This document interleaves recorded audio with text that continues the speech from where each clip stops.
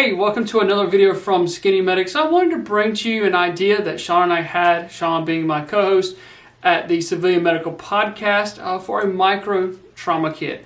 We wanted to think about what the smallest items were that we could put into a package to make a decent trauma kit. I think we've done that. So hopefully this video is going to give you some ideas of buying a pre-made kit or building your own kit, some things to work through.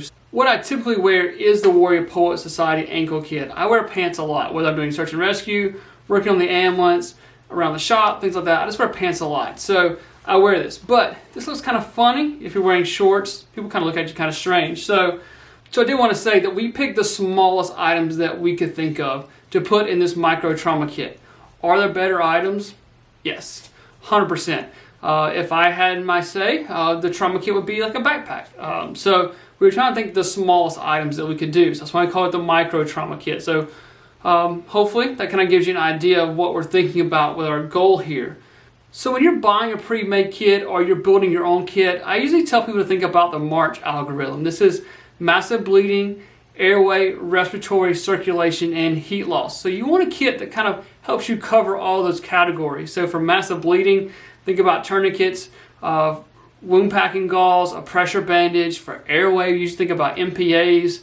For respiratory, we're usually thinking about chest seals, things like that. And then C, for circulation, not a whole lot you guys can do for that, most part, but in the field especially. So think about doing a secondary blood sweep, checking a pulse, things like that.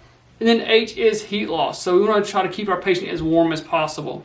So Sean and I made this kit right here. Now, I do think this kit could be made smaller if we were able to vacuum seal it.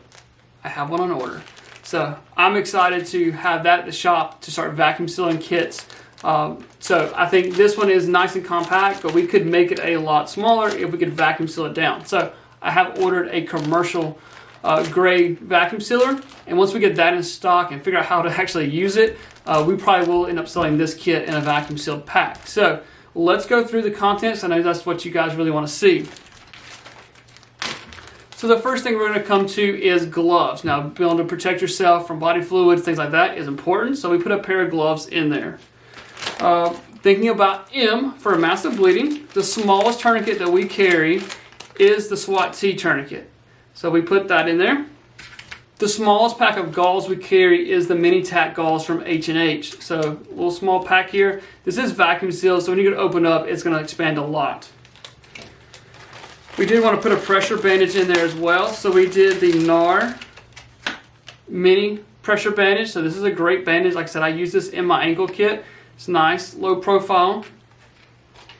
So we have a tourniquet, we have gauze, we have a pressure bandage. So thinking about A, we did the pre-lubed MPA from Combat Medical. So most MPAs come with a pack, and then you have a separate pack of KY or some kind of water-soluble lubricant. So this one is pre-lubed, so takes up less space, and it's ready to go for you. So I like that one.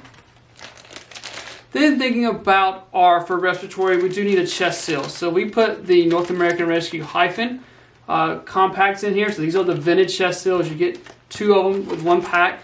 So we've got able to cover respiratory. C for circulation, like I said, not a lot we can do in the field for that. So I would do a secondary sweep. Start from the head to toe, working each section, making sure you're not missing something. So you should have already taken care of the major life threats. You've got massive bleeding taken care of, you've got airway, you've got respiratory taken care of. So just going back and making sure you haven't missed anything, like in the armpits, the butt cheeks, those little crevices that you may have missed a gunshot wound or a big nasty cut. Just double check the patient and make sure you haven't missed anything. You could do vital signs here, check for a pulse, things like that. So a few things you can do here as well. So for H, once the core body temperature starts to drop, bad things happen inside the body. So we did put a small Mylar space blanket in this kit for you.